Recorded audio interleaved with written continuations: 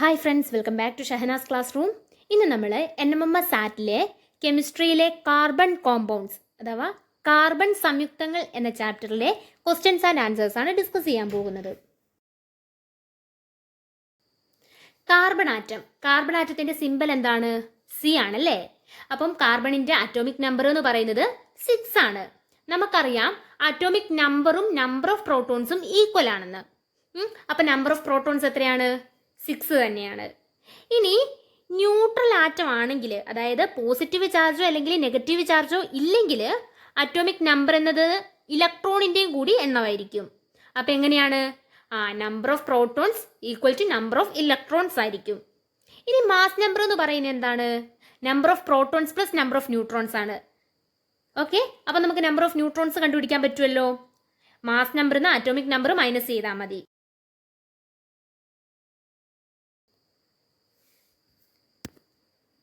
ഇനി നമുക്ക് കുറച്ച് കാർബൺ സംയുക്തങ്ങളെ പരിചയപ്പെടാം.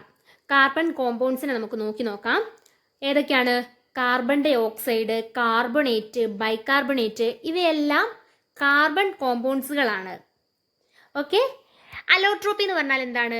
അലോട്രോപ്പി അഥവാ രൂപാന്തരങ്ങൾ. Allotropy is a phenomenon in which the element exist in 2 or more different physical states having similar chemical properties. അതായത് ചില മൂലകങ്ങൾക്ക് ഒരു പ്രത്യേക സ്വഭാവമുണ്ട്. അവയ്ക്ക് ഡിഫറെൻറ്റ് ഫിസിക്കൽ പ്രോപ്പർട്ടീസ് കാണിച്ച് നിൽക്കാൻ പറ്റും, പക്ഷെ അവരുടെ കെമിക്കൽ കോമ്പോസിഷൻ സെയിം ആയിരിക്കും. അതിനെയാണ് നമ്മൾ രൂപാന്തരങ്ങൾ അഥവാ അലോട്രോപ്പി എന്ന് പറയുന്നത്. എങ്ങനെയാണ്? ഒരേ മൂലകത്തിൻ്റെ തന്നെ വ്യത്യസ്ത ഭൗതിക ഗുണങ്ങളോടും ഒരേ രാസഘടനയോടും കൂടിയ രൂപങ്ങളെ രൂപാന്തരങ്ങൾ എന്ന് വിളിക്കുന്നു. ഓക്കെ, അപ്പം നമുക്ക് കാർബണിൻ്റെ അലോട്രോപ്പിക് ഫോംസ് ഏതൊക്കെയാണെന്ന് നോക്കിയാലോ. കാർബണിൻ്റെ ഡയമണ്ട്, ഗ്രാഫൈറ്റ്, കോള്, ഇവയെല്ലാം കാർബണിൻ്റെ അലോട്രോപ്പികളാണ്. Carbon is an essential constituents of all living systems. എങ്ങനെയാണ്? ജീവന്റെ അടിസ്ഥാനമായ എല്ലാ രാസവസ്തുക്കളുടെയും അടിസ്ഥാന ഘടകം എന്ന് പറയുന്നത് എന്താണ്? കാർബൺ ആണ്. ഇനി നമുക്ക് കാർബണിന്റെ അലോട്രോപ്പിക് ഫോം ഏതൊക്കെയാണെന്ന് നോക്കാം. ഏതൊക്കെയാണ്? ഡയമണ്ടും ഗ്രാഫൈറ്റും ക്രിസ്റ്റലൈൻ അലോട്രോപ്പിക് ഫോം ആണ്. എങ്ങനെയാണ്? Diamond is the purest crystalline allotropic form of carbon. കാർബണിന്റെ ഏറ്റവും ശുദ്ധമായ ക്രിസ്റ്റലീയ രൂപാന്തരമാണ് വജ്രം എന്ന് പറയുന്നത്. ഓക്കെ, ഗ്രാഫൈറ്റും ക്രിസ്റ്റലൈൻ അലോട്രോപ്പിക് ഫോം ആണ്. ഓക്കെ, അമോർഫസ് കാർബൺ എന്ന് പറഞ്ഞാൽ എന്താപ്പോ? അമോർഫസ് കാർബൺ എന്ന് പറയുന്നത് ക്രിസ്റ്റൽ ആകൃതിയല്ലാത്ത കാർബൺ രൂപാന്തരങ്ങളെയാണ് നമ്മൾ അമോർഫസ് കാർബൺ എന്ന് പറയുന്നത്. എങ്ങനെയാണ്? Amorphous carbon is the non crystalline allotropic form of carbon.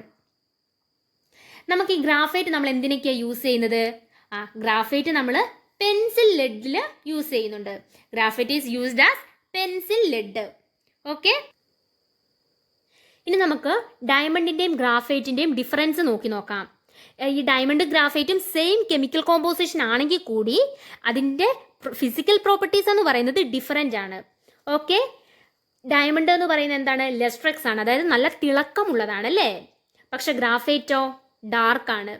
Diamond ഹാർഡാണ്, അതായത് diamond is the hardest known substance in വേൾഡിലെ ഏറ്റവും കാഠിന്യമുള്ള സബ്സ്റ്റൻസ് ആണ് ഈ ഡയമണ്ട് എന്ന് പറയുന്നത്. പക്ഷെ ഗ്രാഫൈറ്റോ സോഫ്റ്റ് ആണ്. പിന്നെ ഡയമണ്ട് എന്ന് പറയുന്നത് ഇൻസുലേറ്റർ ആണ്. ഇൻസുലേറ്റർ എന്ന് പറയുന്നത് എന്താണ്? ഇലക്ട്രിസിറ്റി കടത്തിവിടാത്തതിനെയാണ് നമ്മൾ ഇൻസുലേറ്റർ എന്ന് പറയുന്നത്. ഡയമണ്ട് ഇൻസുലേറ്റർ ആണ്. പക്ഷെ ഗ്രാഫൈറ്റോ ഗുഡ് കണ്ടക്ടർ ഓഫ് ഇലക്ട്രിസിറ്റി ആണ്, അതായത് ഇലക്ട്രിസിറ്റിയെ കടത്തി വിടുന്നതാണ് ഗ്രാഫൈറ്റ്. ഡയമണ്ടിന്റെ സ്ട്രക്ചർ എങ്ങനെയാണ്? 3 ഡയമെൻഷനൽ ആണ്. എന്നാൽ ഗ്രാഫൈറ്റ് എന്ന് പറയുന്നത് A4 ഷീറ്റ് അടുക്കി വെച്ചാൽ എങ്ങനെയാണോ അതുപോലെ ആയിരിക്കും, അതായത് 2D സ്ട്രക്ചർ ആണ് ഗ്രാഫൈറ്റിന്റെ സ്ട്രക്ചർ എന്ന് പറയുന്നത്. Pure diamonds is colourless and transparent. എങ്ങനെയാണ്? ശുദ്ധമായ ഡയമണ്ടിന് നിറവില്ല, അതുപോലെ തന്നെ അത് സുതാര്യവുമാണ്. സുതാര്യം എന്ന് പറഞ്ഞാൽ എന്താണ്? പ്രകാശത്തെ കടത്തി വിടാത്ത വസ്തുക്കളാണ് സുതാര്യം എന്ന് പറയുന്നത്. ഓക്കെ, അപ്പം ഡയമണ്ട് എന്ന് പറയുന്നത് ട്രാൻസ്പെറൻ്റ് ആണ്. Diamond is the hardest known substance in world, so it is used for cutting glass. Diamond എന്ന് പറയുന്നത് വേൾഡിലെ ഏറ്റവും കാഠിന്യമുള്ള സബ്സ്റ്റൻസ് ആണ്, അതുകൊണ്ട് തന്നെ അതിനെ നമ്മൾ ഗ്ലാസ് മുറിക്കാൻ ഉപയോഗിക്കുന്നുണ്ട്. ഓക്കെ, പക്ഷെ ഗ്രാഫൈറ്റിന്റെ കേസിലോ? Graphite is used for the manufacturing of black paint. Black paint black പെയിന്റിന്റെ മാനുഫാക്ചറിങ്ങിന് ഉപയോഗിക്കുന്നതാണ് ഗ്രാഫൈറ്റ് എന്ന് പറയുന്നത്. ഗ്രാഫൈറ്റ് എങ്ങനെയാണ്?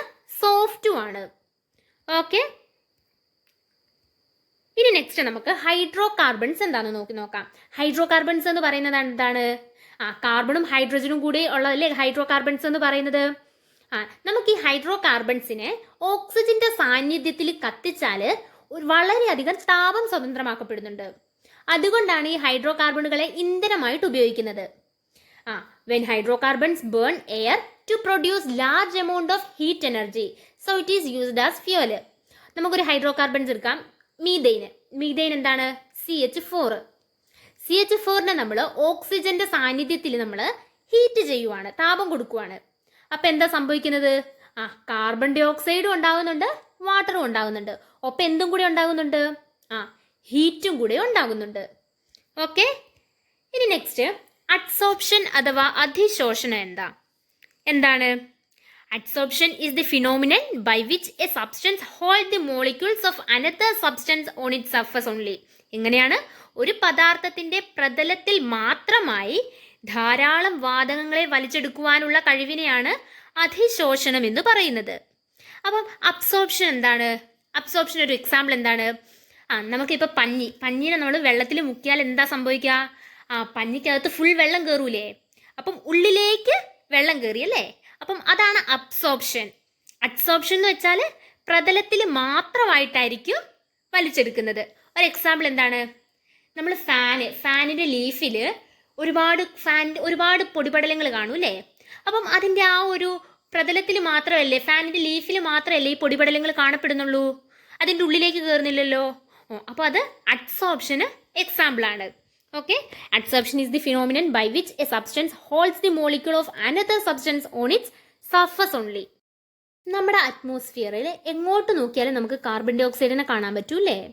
അങ്ങനെയെങ്കിൽ നമ്മുടെ അറ്റ്മോസ്ഫിയറിൽ എത്ര പെർസെൻറ്റേജ് കാർബൺ ഡൈ ഓക്സൈഡാണ് കാണപ്പെടുന്നത്? വെറും 0.03% കാർബൺ ഡൈ ഓക്സൈഡ് മാത്രമേ ഉള്ളൂ നമ്മുടെ അറ്റ്മോസ്ഫിയറിൽ അടങ്ങിയിരിക്കുന്നുള്ളൂ. ഇനി നമുക്ക് കാർബൺ ഡൈ ഓക്സൈഡിനെ ഏതെല്ലാം വിധത്തിൽ ഉണ്ടാക്കാൻ പറ്റും?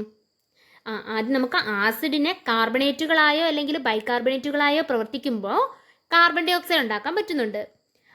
NaHCO3 എന്ന് പറയുന്നത് എന്താണ്? ബൈകാർബണേറ്റ്.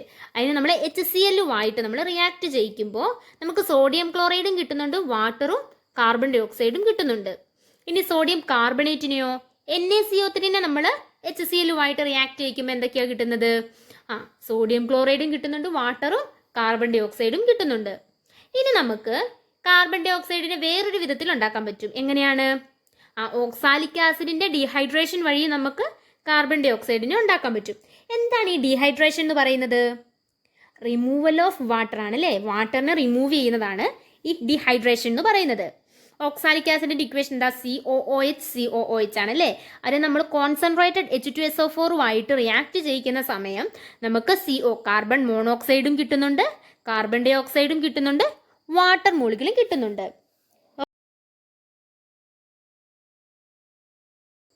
ഇനി നമുക്ക് മീഥെയിൻ ഹൈഡ്രോകാർബണിനെ കുറിച്ച് നോക്കാം. മീഥെയിൻ്റെ ഫോർമുല എന്താണ്? CH4. ഓരോ കാർബൺ ആറ്റവും 4 ഹൈഡ്രജൻ ആറ്റത്തോട് ബന്ധിപ്പിച്ചിട്ടുണ്ടല്ലേ? എങ്ങനെയാണ്? Simplest alkyne and hydrocarbon is methane. It is also known as Marsh gas as it is found in marshy lands. In methane, each carbon atom bonded with 4 hydrogen atom. എങ്ങനെയാണ്?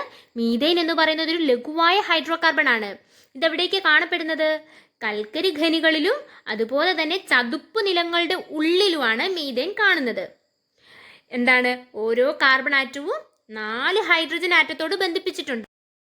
It is the main constituent of natural gas and biogas. അതായത് natural ഗ്യാസിലും ബയോഗ്യാസിലും അടങ്ങിയിരിക്കുന്ന പ്രധാന ഘടകം എന്ന് പറയുന്നത് methane ആണ്.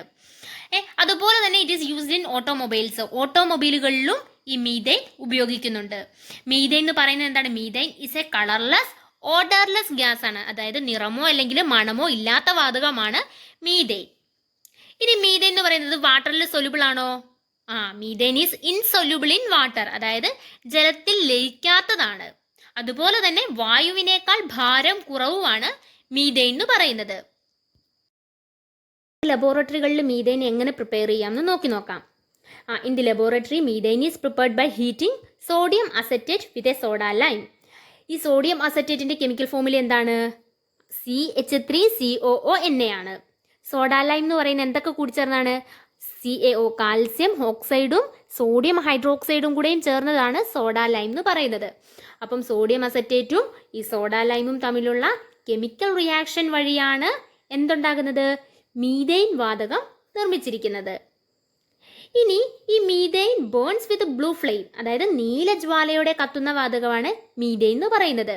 ഇതിന്റെ കലോറിഫിക് വാല്യൂ എത്രയാണ്? 55 കിലോ ജൂൾ പെർ ഗ്രാം ആണ്.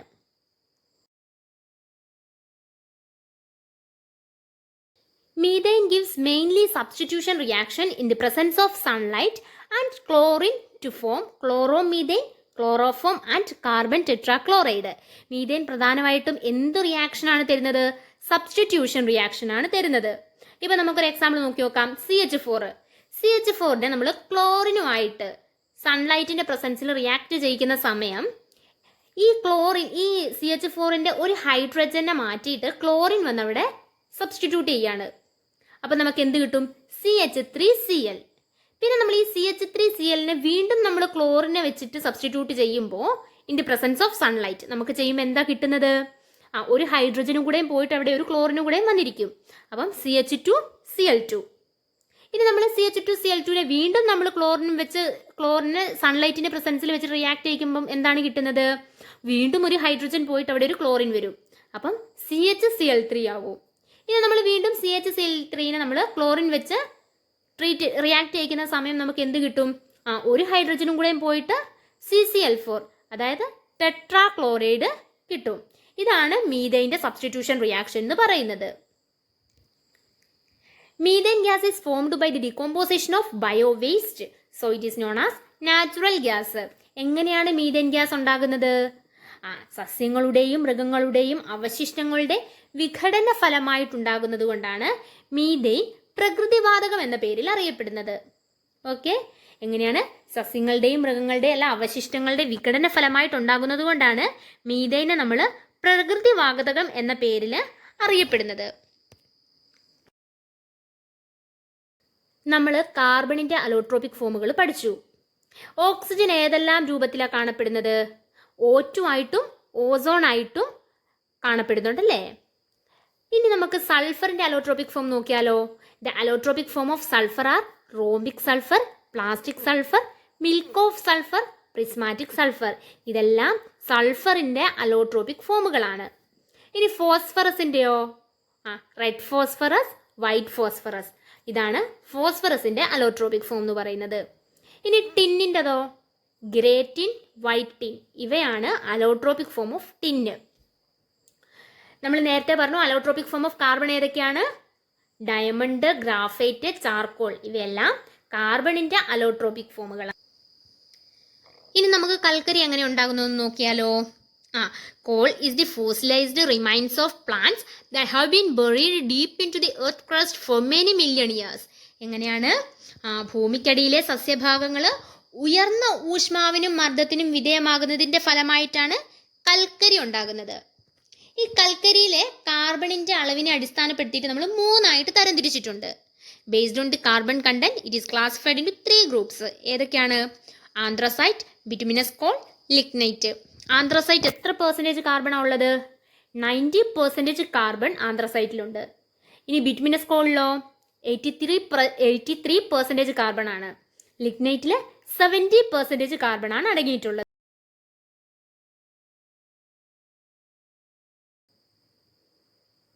%98.99% കാർബൺ അടങ്ങിയിട്ടുള്ള ഒരു ശുദ്ധ അമോർഫസ് രൂപമാണ് ഈ ലാംബ്ലാക്ക് എന്ന് പറയുന്നത്. ഓക്കെ, അതുപോലെ തന്നെ കൊഴുപ്പിന്റെ അംശം മാറ്റിയ എല്ല് വായുവിന്റെ സാന്നിധ്യം ഇല്ലാതെ ചൂടാക്കിയാൽ നമുക്ക് എന്ത് കിട്ടും? എല്ലുകരി നിർമ്മിക്കാൻ പറ്റും. ബോൺ ചാർ എങ്ങനെയാണ്? It is a porous black granular material produced by charring animal bones. അതായത് കൊഴുപ്പിന്റെ അംശം മാറ്റിയ എല്ല് വായുവിന്റെ സാന്നിധ്യം ഇല്ലാതെ ചൂടാക്കിയാൽ നമുക്ക് എല്ലുകരി നിർമ്മിക്കാൻ പറ്റും. ഇനി ഷുഗർ ചാർക്കോൾ എങ്ങനെ ഉണ്ടാക്കുന്നതെന്ന് നോക്കിയാലോ.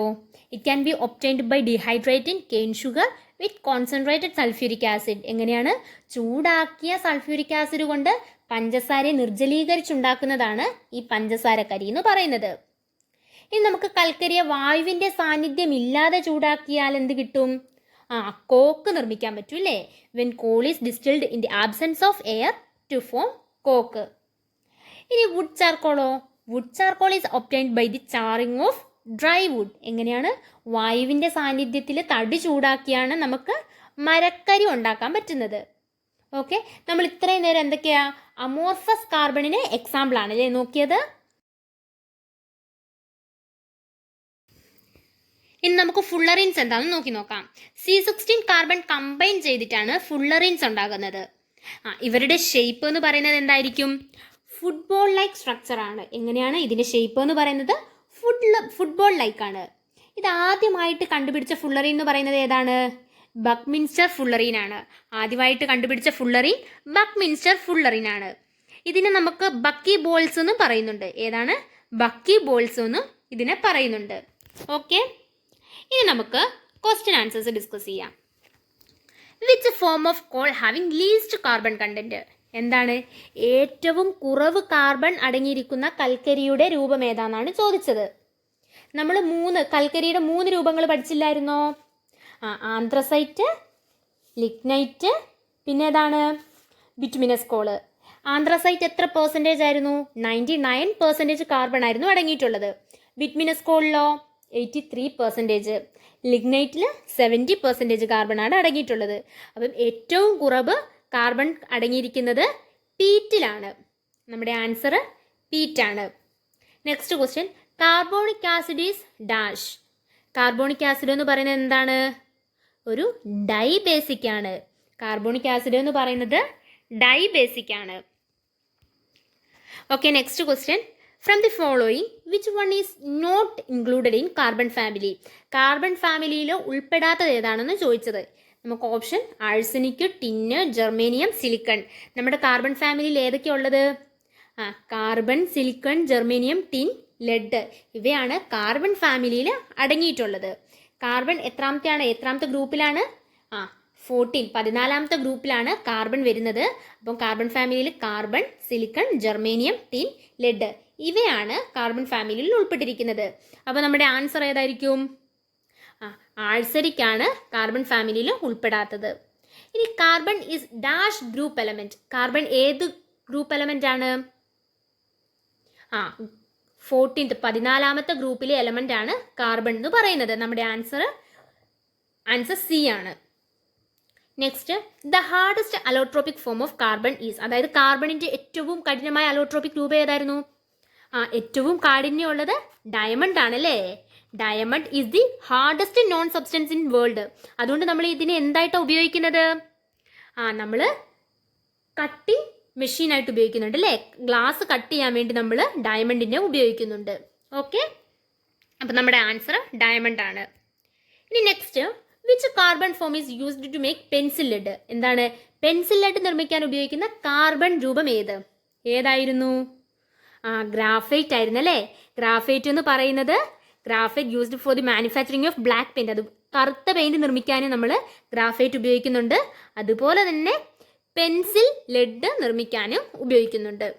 Okay, next question, the amount of carbon contains in diamond. ഡയമണ്ടിൽ എത്ര പെർസെൻറ്റേജ് ആണ് കാർബൺ അടങ്ങിയിരിക്കുന്നതെന്ന്? 100% കാർബൺ അടങ്ങിയ ഇതാണ് ഡയമണ്ട് എന്ന് പറയുന്നത്. ഓക്കെ, നമ്മുടെ answer 100%. Next, an allotropic form of carbon used for cutting glass. ഏതാണ്? ഗ്ലാസ് മുറിക്കുന്നതിന് ഉപയോഗിക്കുന്ന കാർബൺ അലോട്രോപിക് രൂപം ഏതാണ്? ഡയമണ്ട് ആണല്ലേ. Next question, which of the following shows allotropy. അതായത് ഇനി പറയുന്നതിൽ ഏതാണ് അലോട്രോപ്പി എന്നാണ് ചോദിക്കുന്നത്. Carbon, sulphur, phosphorus. ഇവയെല്ലാം അലോട്രോപിക് ഫോം അല്ലേ. അപ്പം നമ്മുടെ ആൻസർ ഏതാണ്? ഓൾ ഓഫ് ദീസ് ആണ്. ഇവയെല്ലാം ആണ്. Okay, next question, which bicarbonate is used in fire extinguishers. അതായത് അഗ്നിശമന യന്ത്രങ്ങളിൽ ഉപയോഗിക്കുന്ന ബൈകാർബണേറ്റ് ഏതാണെന്നാണ് ചോദിച്ചത്. Sodium bicarbonate, calcium bicarbonate, potassium bicarbonate, magnesium bicarbonate. നമ്മൾ അഗ്നിശമന യന്ത്രങ്ങളിൽ ഉപയോഗിക്കുന്ന ബൈകാർബണേറ്റ് സോഡിയം ബൈകാർബണേറ്റ് ആണ്. നമ്മുടെ answer sodium bicarbonate. Next question, when charcoal is heated in the absence of air to form. അതായത് വായുവിൻ്റെ അഭാവത്തിൽ കരി ചൂടാക്കുമ്പോൾ ഉണ്ടാകുന്നത് എന്താണെന്നാണ് ചോദിച്ചത്. എന്താണ്? നമുക്ക് കോക്കാണല്ലേ കിട്ടുന്നത്. വായുവിൻ്റെ അസാന്നിധ്യത്തിൽ നമ്മൾ കരിനെ ചൂടാക്കുമ്പോൾ നമുക്ക് കോക്കാണ് ഉണ്ടാകുന്നത്. Okay, next question. The first man-made chloro fluoro carbon, ആദ്യ മനുഷ്യനിർമ്മിത ക്ലോറോ ഫ്ലൂറോ കാർബൺ ഏതാണെന്നാണ് ചോദിച്ചത്. ഏതാണ്? ഡൈക്ലോറോ ഡൈഫ്ലൂറോമീഥെയ്ൻ. ഇതാണ് ഡൈക്ലോറോ ഡൈഫ്ലൂറോമീഥെയ്ൻ ആണ് ആദ്യ മനുഷ്യനിർമ്മിത ക്ലോറോ ഫ്ലൂറോ കാർബൺ എന്ന് പറയുന്നത്. The oxidation state of C6H12O6, അതായത് C6H12O6ന്റെ ഓക്സിഡേഷൻ സ്റ്റേറ്റ് ഏതാണെന്നാണ് ചോദിച്ചത്.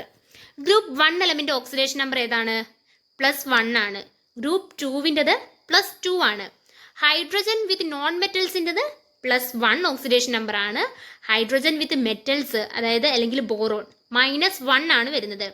ഫ്ലൂറിൻ്റെത് -1, ഓക്സിജൻ്റെത് -2. അതായത് ഇതെല്ലാം ഓക്സിഡേഷൻ നമ്പറുകളാണ്.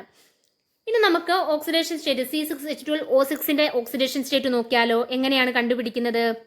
നമുക്ക് കാർബണിൻ്റെത് അറിയില്ല ഓക്സിഡേഷൻ നമ്പർ. അപ്പം നമ്മൾ അതിന് എന്താ കൊടുക്കുന്നത്? X എന്ന് കൊടുത്തു. അപ്പം 6X + 12 ഹൈഡ്രജൻ അല്ലേ ഉള്ളത്. 12 ഇൻറ്റു ഹൈഡ്രജൻ്റെ ഓക്സിഡേഷൻ നമ്പർ എത്രയാണ്? +1. അപ്പം 12 ഇൻറ്റു +1 പ്ലസ് 6 ഇൻറ്റു ഓക്സിജൻ്റെ എത്രയാണ്? -2. അപ്പം 6 ഇൻറ്റു -2 = 0 എന്നാണ് വരുന്നത്. അതെന്താ കാരണം? 6 ഇൻറ്റു -2 എന്ന് പറയുന്നത് -12 അല്ലേ. അപ്പം 12 - 12 ക്യാൻസൽ ആയിപ്പോയി. അപ്പം 6x = 0. Therefore x = 0. അപ്പം നമ്മുടെ ആൻസർ എന്താണ്? ഓക്സിഡേഷൻ സ്റ്റേറ്റ് ഓഫ് C6H12O6 എന്ന് പറയുന്നത് 0 ആണ് നമ്മുടെ ആൻസർ എന്ന് പറയുന്നത്. Next question. Physical properties of allotropic forms R, അതായത് അലോട്രോപിക് രൂപങ്ങളുടെ ഭൗതിക സവിശേഷതകൾ എന്താണെന്ന് ചോദിച്ചത്. എന്താണ് ഫിസിക്കൽ പ്രോപ്പർട്ടീസ്? നമ്മൾ പറഞ്ഞു ഫിസിക്കൽ പ്രോപ്പർട്ടീസ് ഡിഫറെൻ്റ് ആണ്, പക്ഷേ അതിൻ്റെ കെമിക്കൽ പ്രോപ്പർട്ടീസ് എന്ന് പറയുന്നത് സെയിം ആണ് അല്ലേ. കെമിക്കൽ കോമ്പോസിഷൻ സെയിമും, എന്നാൽ ഫിസിക്കൽ പ്രോപ്പർട്ടീസ് ഡിഫറെൻറ്റുമാണെന്നല്ലേ നമ്മൾ പഠിച്ചത്. ഓക്കെ, ഇനി next question. Crystalline form of carbon having 60 carbon atoms join together. എങ്ങനെയാണ്? C60 കൂടി ചേർന്നാൽ ഉണ്ടാകുന്ന കാർബണിൻ്റെ ക്രിസ്റ്റലൈൻ രൂപം ഏത്? എന്തായിരുന്നു? C60 കാർബൺ കമ്പൈൻസ് ചെയ്താൽ നമുക്ക് എന്താ കിട്ടുന്നത്? ഫുള്ളറീൻസ് ഉണ്ടാകുന്നു എന്ന് പറഞ്ഞല്ലേ. ഫുള്ളറീൻസ് ആണ് ഉണ്ടാകുന്നത്. ഈ ഫുള്ളറീൻസ് ആദ്യം കണ്ടുപിടിച്ച ഫുള്ളറീൻ ഏതായിരുന്നു? ബക്ക്മിൻസ്റ്റർ ഫുള്ളറീൻ. ആദ്യമായിട്ട് കണ്ടുപിടിച്ച ഫുള്ളറീൻ ആണ് ബക്ക്മിൻസ്റ്റർ ഫുള്ളറീൻ. ഓക്കെ, കാർബൺ കോമ്പൗണ്ട്സ് എന്ന് പറയുന്ന ചാപ്റ്ററിലെ ഓൾമോസ്റ്റ് എല്ലാ ടോപ്പിക്സും നമ്മൾ കവർ ചെയ്തിട്ടുണ്ട്. ക്ലാസ് ഉപകാരപ്പെട്ടാൽ സബ്സ്ക്രൈബ് ചെയ്യുക, ഷെയർ ചെയ്യുക. Okay, thank you.